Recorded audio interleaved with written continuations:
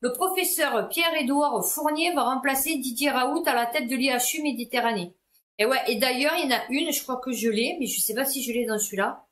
La directrice de je sais pas quoi, elle va démissionner. Alors, ça fait 20 ans qu'elle est là. Parce qu'il y a lui qui arrive. Alors, va remplacer le controversé, non, c'est plutôt le controversé professeur Pierre-Édouard, qui va remplacer l'épidémiologiste, un des meilleurs du monde, Didier Raoult, à la tête de l'IHU Méditerranée, a annoncé l'Institut Hospitalo-Tata. Alors, tac, tac, mais ce choix a été critiqué en interne comme en externe, comme ne marquant pas une rupture suffisante avec les pratiques de son prédécesseur. Malgré les réserves, les administrateurs ont validé le choix d'une commission spécialement mise en place pour cette succession et présidée par l'ancien patron de Renault, Louis Schweitzer.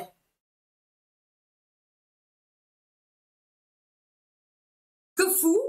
L'ancien patron de Renault, Louis Schweitzer, à la tête d'une commission spécialement mise en place pour la succession du professeur Raoult par le professeur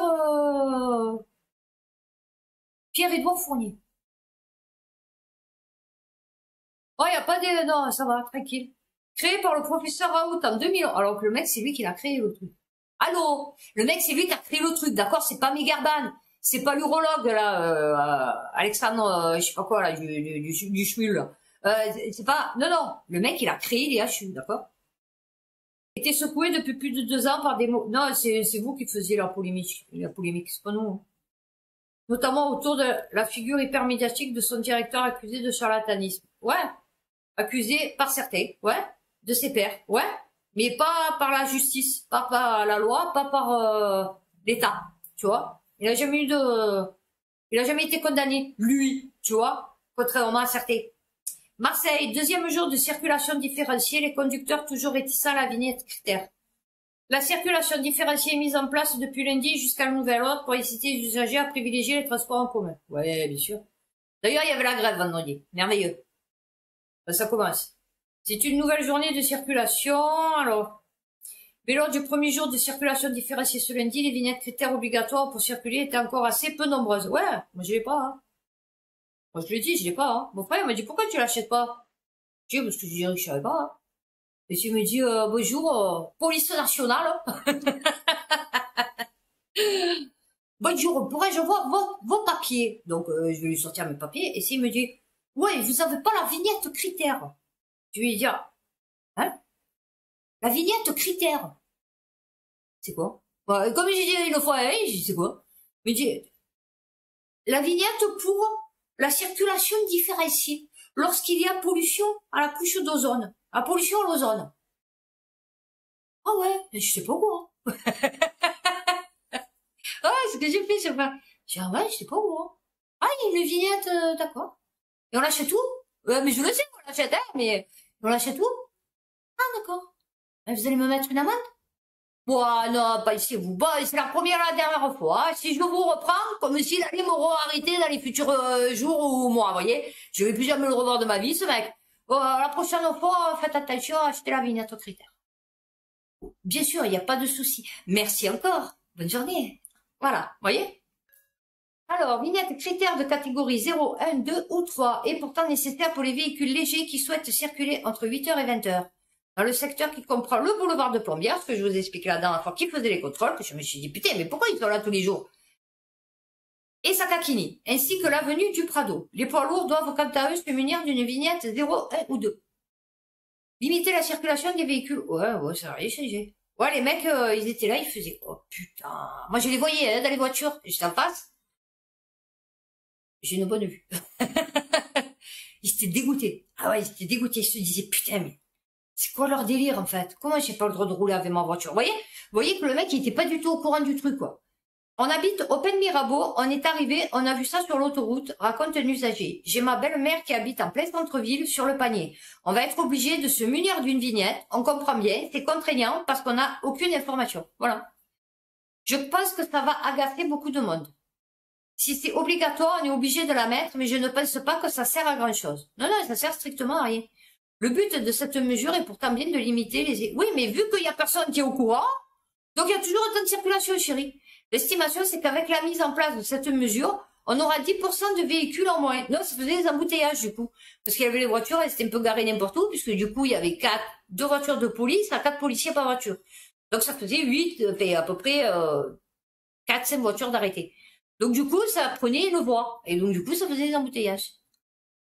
Mais comme ce sont les 10% les plus polluants, on attend à peu près 20% de dioxyde. Le mec, c'est qui a dit ça? Je sais pas. Le mec, explique Stéphane Castel, responsable du pôle innovation et communication chez Atmosud. Le mec, on aura 10% de véhicules en moins. Mais comme ce sont les 10% les plus polluants, on atteint à peu près 20% de dioxyde. Comment tu fais le calcul? C'est par rapport d'où vient ton équation? Quoi? Comment tu arrives à dire que parce que tu as 10% de véhicules moins polluants, tu t'attends à près de 20% de dioxyde d'azote en moins? En sachant que la pollution vient en priorité des transports en commun, parce qu'ils sont dégueulasses, et des bateaux. Et des avions, du coup. Bon. Parce que oui, non, parce que la pollution ne descend pas, reste en hauteur. Voilà. Donc, tout ce qui est en bas monte, mais par contre, tout ce qui est en haut ne descend pas. Bon. Ça se mélange pas. Vous voyez, ça, non. Il n'y a pas de vent, il y a des couches, et on n'a peut-être pas sur l'autre couche, tu vois, voilà.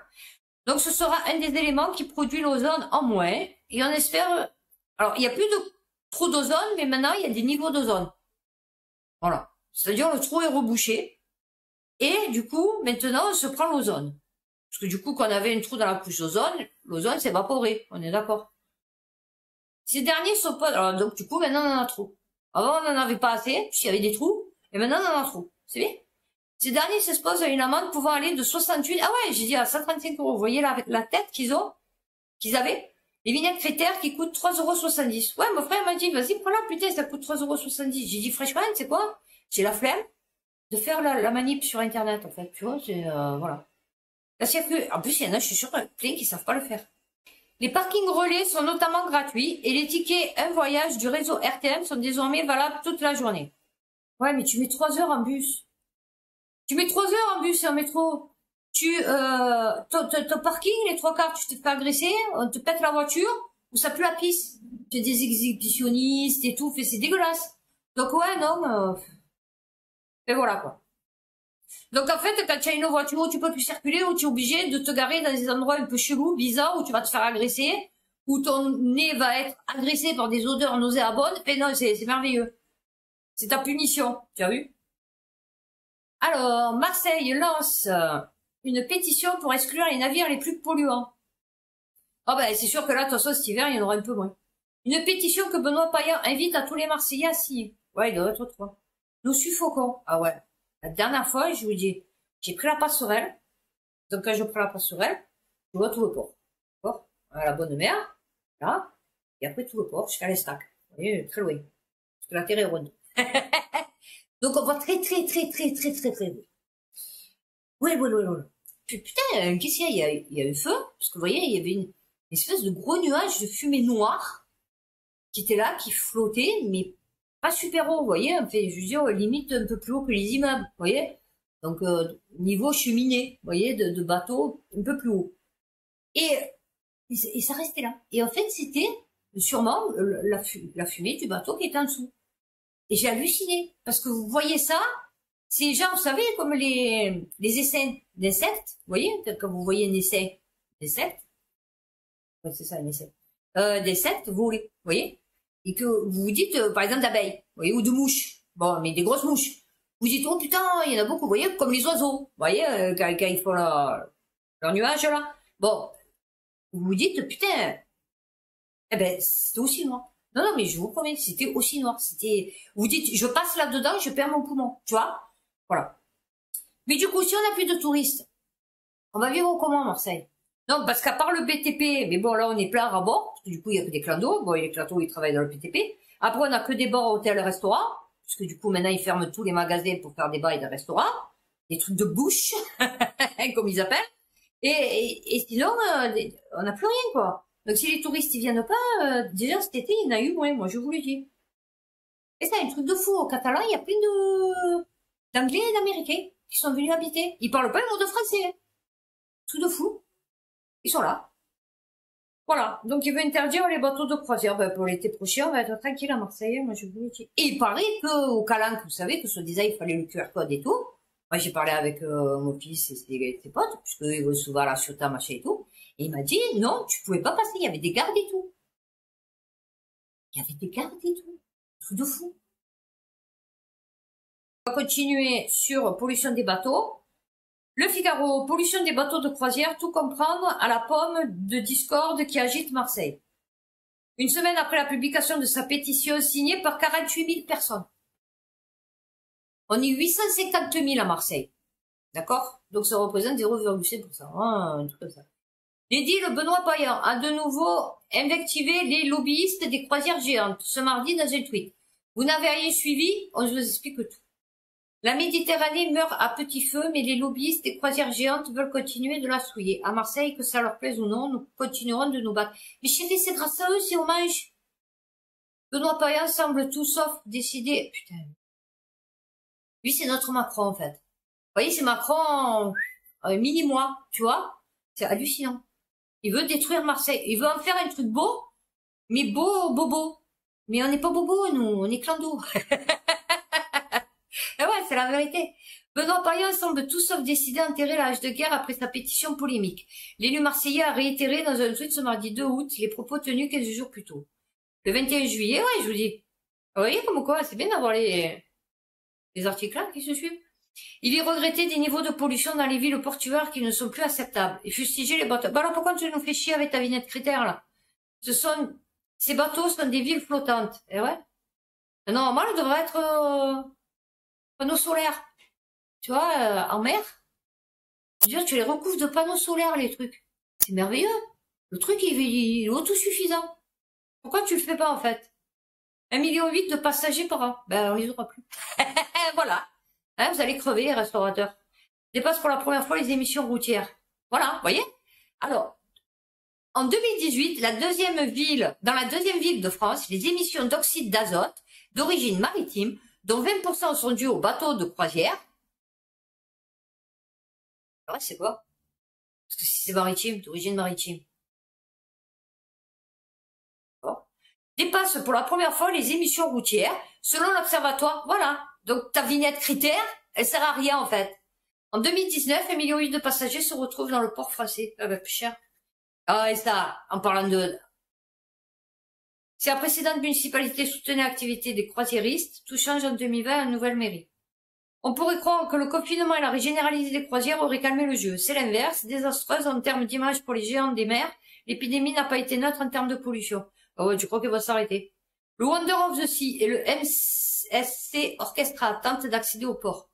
Ah oui, ben oui, que je vous ai dit que les militants, ils avaient bloqué le port, que le mec, tu te rends compte, pour refaire le plus grand bateau du monde, pour refaire, pour reprendre son élan et tout, je vous dis pas ce qu'il a dû larguer. Ils sont super, ces écolos. Putain, qu'est-ce qu'ils sont cons.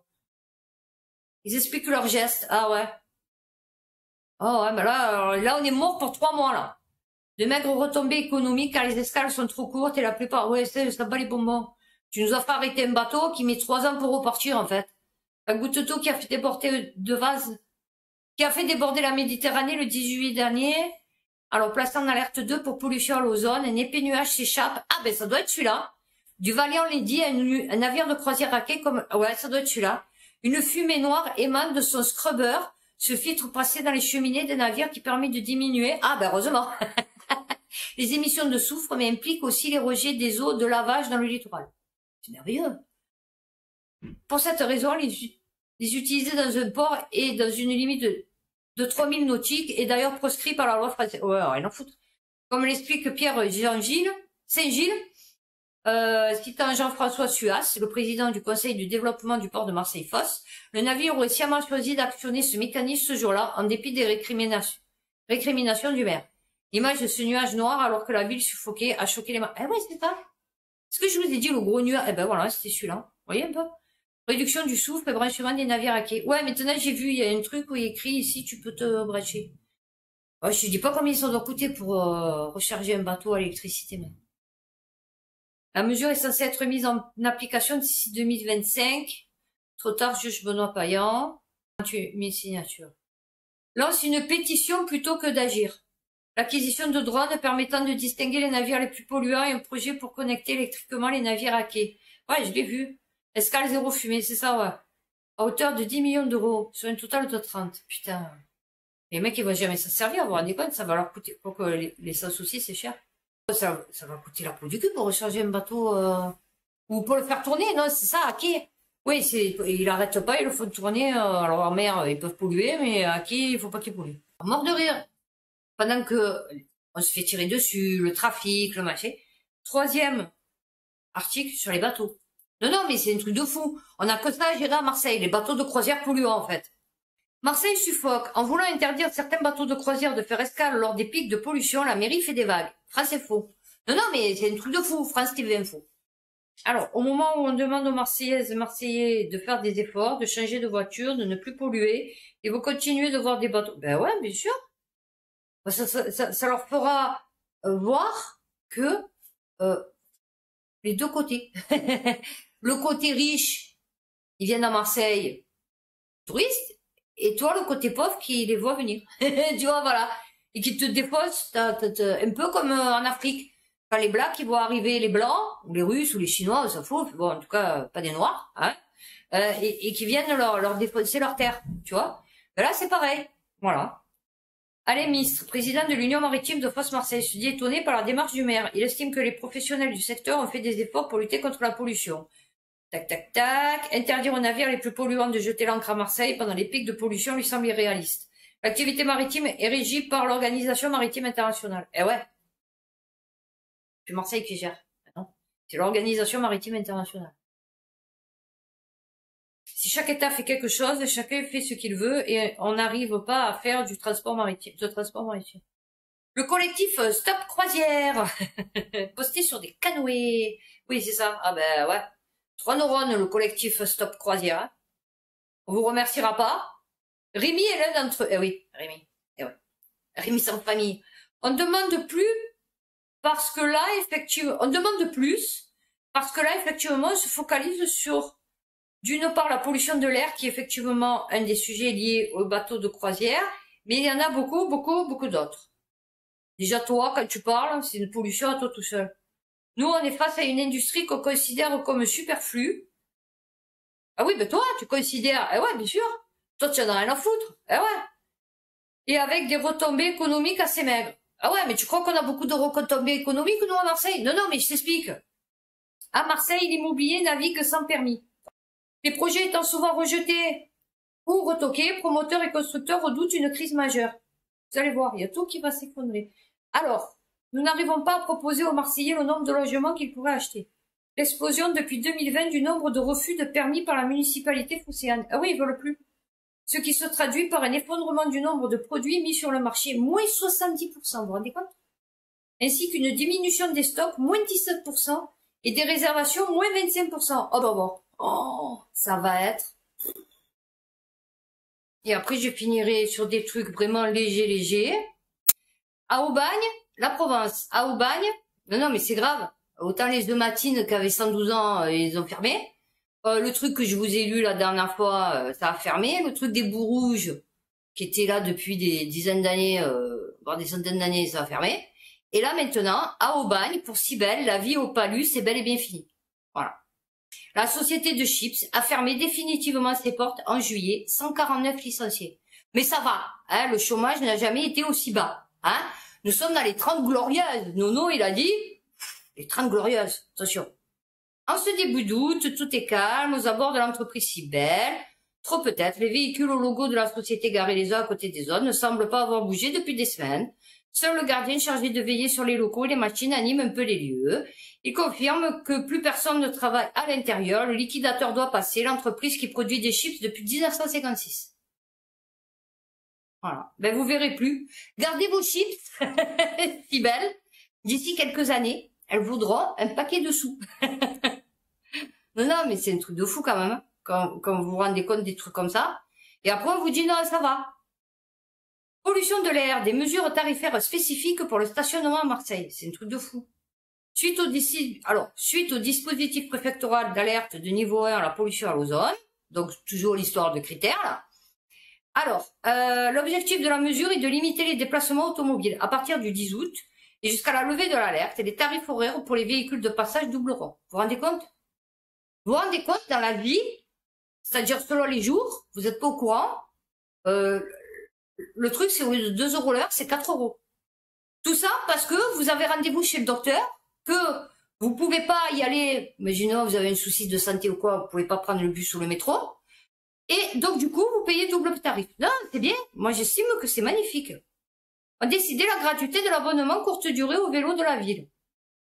Est-ce que tu crois que mamie, 83 ans, qui a un problème cardiaque, qui tient pas beaucoup debout, parce qu'il y en a plein, hein, qui ont une voiture, quand elle va aller chez le docteur, parce que moi je vois ma mère, bon, quand elle peut, elle prend le bus. Mais selon les lignes, elle prend la voiture, parce qu'elle a 87 ans, comme elle me dit, je me sens pas de me faire écraser, piétiner, de suffoquer dans le bus, tu vois, selon l'heure, selon le trafic, tu vois. Donc elle prend sa voiture, 87 ans, ouais. Ouais, 87 ans. Donc elle y va en voiture. Par exemple, à la clinique juge, quand elle s'est fait opérer, quand elle s'est fait enlever je sais pas quoi, elle y est allée en voiture, ils lui ont enlevé son grain de beauté, je sais plus ce que c'était, et elle est repartie en voiture. Elle va pas se promener avec ses poings dans un bus surchargé. Et je veux dire, tu vois, bon, à 87 ans, alors qu'elle sort d'une anesthésie locale, machin et tout, que bon, on sait jamais dans la vie. Donc oui, elle a pris sa voiture. Bon, et ben voilà, tu auras plus le droit, ça sera le double tarif. Voilà, non, c'est bien, c'est bien. Pendant le vélo. Ma mère va faire du vélo à 87 ans. Eh ouais. Variole du singe. Hein. Pour l'instant, on n'a pas de dose supplémentaire. À Marseille, les créneaux de vaccination en pharmacie contre la variole du singe sont pris d'assaut.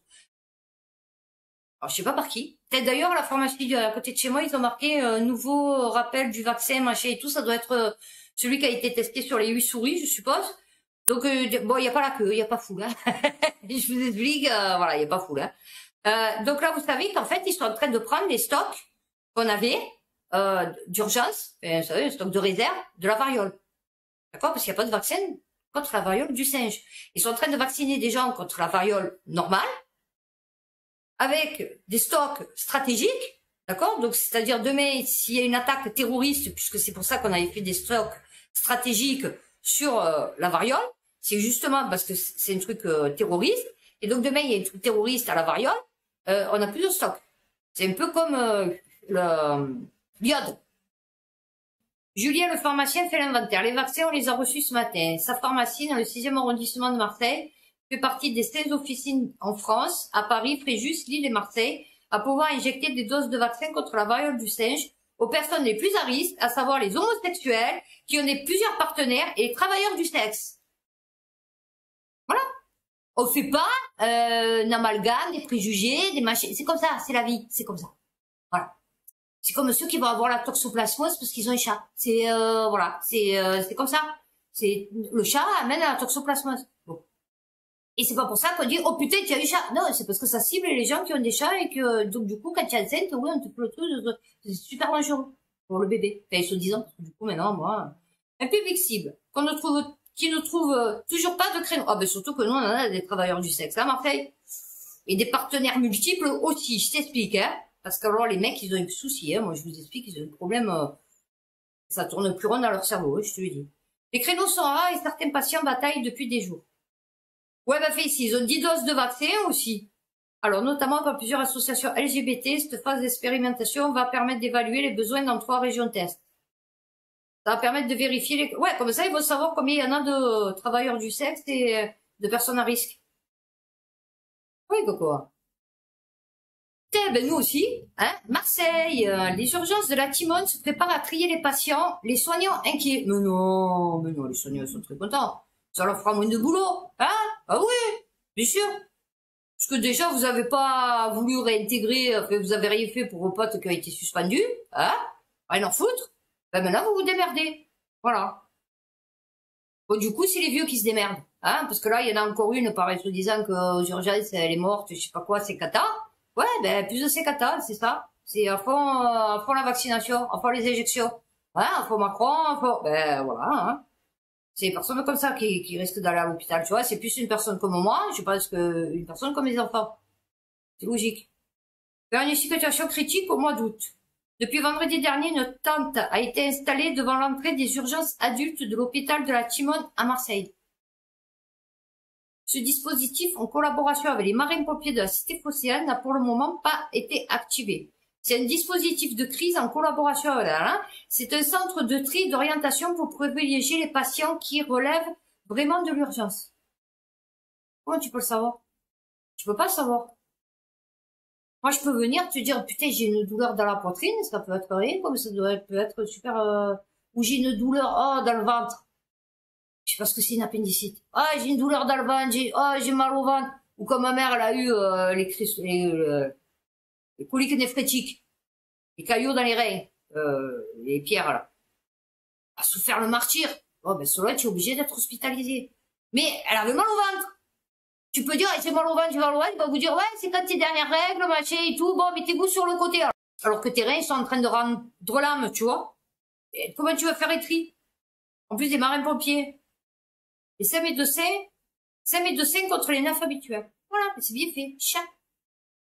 Céline Megerditchian, putain de nom, chef de ce service, explique que si habituellement 9 médecins s'occupent des traumas, ils ne sont actuellement que 5. 4 urgentistes et un orthopédique. Ah oui, mais l'attente de tri n'est pas forcément une bonne solution, notamment pour les syndicats Sud Santé. Il y a que eux qui font quelque chose maintenant. Inquiétude des soignants, hausse des appels au SAMU. Eh oui, parce que maintenant il a dit qu'il faut appeler le SAMU avant d'aller à l'hôpital. Le SAMU, ça ne sort plus. Moi, je suis sûre que vous appelez le SAMU, ça s'en occupe, hein. Je suis sûre et certaine qu'ils vous répondent pas. Vous allez vous faire foutre, hein. Moi, je vous l'ai dit, hein. C'est devenu le martyr. Marseille sature face à l'excès de touristes. Ah, mais là, on en a trop. Alors, tout à l'heure, vous avez vu que tout le long de la vidéo, il disait que c'était tout relatif, les touristes à Marseille. Hein, bon, croisiéristes, d'accord. Mais bon. Et là, maintenant, parce que là, il y a aussi les bateaux, pour aller au Frioul, à l'Estac et tout. Et les touristes, ils viennent pour ça. Ils viennent pour aller au Frioul, pour aller à... Putain, comment ça s'appelle, les choses? Où il y avait le château d'If, l'Estac, vous voyez, pour faire la côte. Enfin, bon, donc ça aussi, ça pollue, hein, les bateaux. Face à une surfréquentation touristique estivale renforcée depuis les déconfinements, Marseille va arrêter les campagnes de promotion et essayer d'étaler les visites toute l'année. Ouais, c'est-à-dire, le mec, tu vas dire, oh, putain, je veux aller là. Ils vont te dire, ouais, alors, juillet, août, pas possible, novembre. Ouais, d'accord, mais moi, j'ai posé mes vacances en juillet, août. Non, non, novembre. Non, non, là, le Frioul, c'est novembre. Du 1er au 30 novembre, par exemple. Vous voyez? Voilà. Donc, après, Château d'If, du 1er décembre au 30 décembre. Et puis après, voilà. Ils vont faire comme ça. Non, mais c'est merveilleux. Non, non, mais franchement, il faut avoir les cerveaux pour passer ça. Nous, on est trop bêtes. Ah ouais, ouais, ouais. Comme je vous ai dit, ils vont faire la Noël au mois de juillet. Tu vois, parce que du coup, alors, on va finir par 1, 2, alors attendez. Alors 3, ouais, parce que là, alors, là, c'est vraiment léger, léger. Alors, on va déjà commencer par le plus rigolo. Le magazine Time classe Marseille parmi les 50 plus beaux lieux à voir dans le monde. Je crois qu'ils sont jamais venus à Marseille. Non, non, je crois qu'ils sont... Je vais vous montrer. J'ai pris des photos de mon quartier, là où je promène mes chiens. Donc, vous allez voir mes chiens, les vidéos, voilà. Et je vais vous montrer, mais rien que le tour du pâté de maison qui est à côté de chez moi, là où je promène mes chiens. Et ça, vous le reproduisez dans tout Marseille. Sauf, bien sûr, les lieux touristiques, du coup. Hein, voilà. Séoul, l'Arctique, Bali et Marseille. Non, non, mais moi, je te dis, il faut arrêter de fumer la moquette, hein, la vérité. Alors, les plus belles destinations du monde. La Grande Barrière de Corail en Australie ou encore la Station Spatiale Internationale.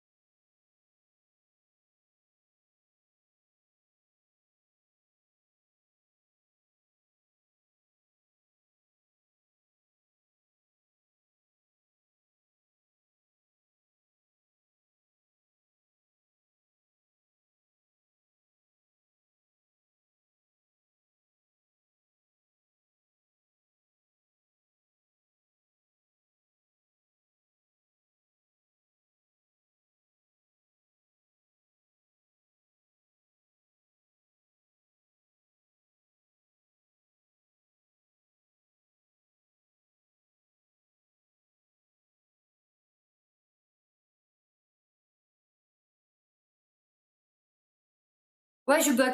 Ouais, ouais, là, je bug. Donc déjà, ça, mort de rire. Alors, le time, moi, je te dis, tu n'es pas profiler des plus beaux sites du monde. Voilà. Parce que franchement, dire que Marseille fait partie des 50, alors, des plus beaux sites du monde, non, non, je peux pas. On va finir, enfin, avant-dernier article, donc du coup, Ouest France. Pourquoi il faut à tout prix arrêter d'empiler les pierres dans les calanques de Marseille? Oui, parce que du coup, maintenant, on fait, vous savez, les pierres qui s'empilent, comme ça, vous savez, de la plus grosse à la plus petite. C'est rigolo. Eh ben non, on peut plus...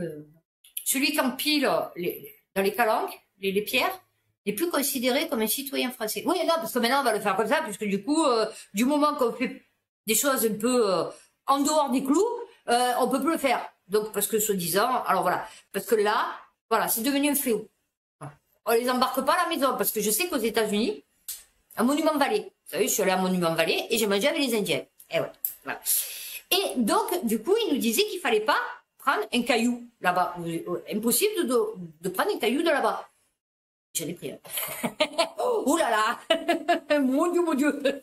Donc, du coup, en traite. Voilà. J'ai dit, putain, j'ai un cheville qui, hop, et j'ai pris un caillou.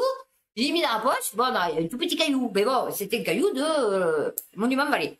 Et vous pouvez partir en prison, limite, pour ça. Bon, mais vous l'emportez, vous. Donc, du coup, comme il nous disait, si tout le monde emporte son caillou, il n'y a plus de caillou. Bon, ok, pourquoi pas. Bon, après, un caillou, c'est un caillou. Mais bon, allez, pourquoi pas. Mais là, il les emporte pas à la maison. Il les laisse, mais il les met en tas. Vous voyez? Non, non, c'est un fléau. Alors, les cairns, ces amas artificiels de pierre et de galets, utiles aux randonneurs et si anodins d'apparence, deviennent au fil des années une réelle menace pour la biodiversité. La biodiversité des cailloux. Et ouais, parce que du coup, maintenant, même les cailloux, ils ont une biodiversité. Car si ces petits tas de pierres, pas si petits d'ailleurs, ravis... Ouais, non, ils sont petits, ça va, oh là là. Des aficionados de la photo, là, là. Ces amoncellements de pierres et de galets perturbent en réalité tout un écosystème. Parce que de se promener dans les calanques, ça perturbe pas l'écosystème. Ces derniers mois, les cairns sont devenus un vrai phénomène de société. Ici, on parle même de cairns géants. Certains tas de pierres atteignant parfois 2 mètres de haut. De toute façon, je n'ai jamais vu. Ah non, mais c'est un tas de pierres. C'est pas le joli petit truc qui fait 2 mètres. Non, non, c'est ça.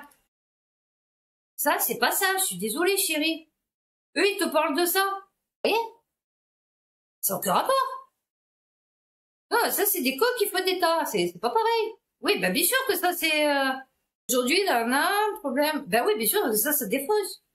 Mais ça défausse pas, les petits trucs. Voilà, vous voyez comme quoi, de trucs qui te détournent un autre truc. L'autre, c'est un tas de pierres. C'est pas pareil. Limite, il a voulu faire une pyramide, le mec. Mais l'autre, c'est pas pareil. L'autre, c'est... Allez, à la rigueur, il doit être de... Ouais, c'est 4 cm, parce que tu peux pas les faire non plus de 2 mètres, tu vois, parce que c'est un caillou sur un caillou, tu vois. Là, non, là, il te parle de tas de pierres, mais c'est aucun rapport. Alors, tu vas interdire. Alors, le mec, il va se faire choper en train de faire son petit tas d'une dizaine de pierres. Ils vont le condamner comme s'il avait fait un tas de 3 mètres de haut, tu vois. Alors qu'avant, il y avait des usines, ils ont tout défoncé. Ah oui, tout pour rire, les mecs. Il y a tout qui est pourri là-bas. Non, mais c'est vrai, il y a tout qui est pourri, il y a tout qui est pollué, il y a tout qui est pourri là-bas, dans les calanques. Les mecs, ils en ont fait un parc, naturel, je sais pas quoi, et tu n'as plus le droit de rien faire, en fait. Et on va finir par ça. Marseille, pourquoi la Pointe Rouge s'appelle la Pointe Rouge? Alors, Actu Marseille. Marseille, pourquoi la Pointe Rouge s'appelle-t-elle comme ça? On la connaît bien, on y passe pour aller au Goude, pour aller s'y jeter. Mais vous êtes-vous déjà demandé pourquoi elle s'appelle la Pointe Rouge? Actu Marseille a enquêté. La Pointe Rouge se situe dans le 8e arrondissement de Marseille, au sud de la ville. C'est un quartier, mais aussi un port, à 5 km des Baumettes. Référence. Il borde le quartier de Sormiou, dans le 9e arrondissement voisin, au niveau du parc du Roi d'Espagne. Le nom de Pointe Rouge viendrait de la présence d'une pointe rocheuse, qui n'existe plus, constituée d'un poudingue, une roche sédimentaire, comme on peut en voir dans les calanques, d'un rouge-brun assez foncé, qui a depuis été recouverte de béton en 1964. C'était alors la construction de l'actuel grand port de Plaisance. Ce court promontoire séparé de 11. Une seule est aujourd'hui conservée. Bon, sûrement celle de la Pointe-Rouge. C'est chic. Au XVIIIe siècle, ce quartier était un quartier de pêcheurs et on pouvait y voir de nombreux cabanons. Au XIXe, la révolution industrielle change la physionomie des lieux. Construction d'usines et d'habitations. De nos jours, ce quartier est réputé pour sa grande plage de sable. Toute dégueulasse. Ouais, je précise. Il est devenu un quartier considéré comme chic à Marseille, avec de vieilles bâtisses rénovées. C'est à la Pointe-Rouge que s'est établi l'ICPR, Club Nautique de Marseille, qui a fait scandale l'an dernier. Ah non, je croyais qu'ils allaient nous dire un truc super top. Je croyais qu'ils allaient nous dire, oui, c'est à la Pointe-Rouge que s'est établi, machin, un truc, vous voyez, super top. Non, non, qui a fait scandale l'an dernier, alors que son président tenait des propos ouvertement racistes en pleine réunion publique en présence d'élus. Cet article vous a été utile? Ben, la première partie, ouais, la dernière, non, pas trop, parce que franchement, ça a cassé le délire de la première partie, en fait, tu vois. Voilà. Donc, on finira sur ça. Sur pourquoi la Pointe-Rouge s'appelle la Pointe-Rouge. Écoutez, merci d'avoir suivi cette vidéo, fait sûrement en plusieurs parties, d'ailleurs. Prenez soin de vous, faites attention à vous, et à bientôt pour une prochaine vidéo.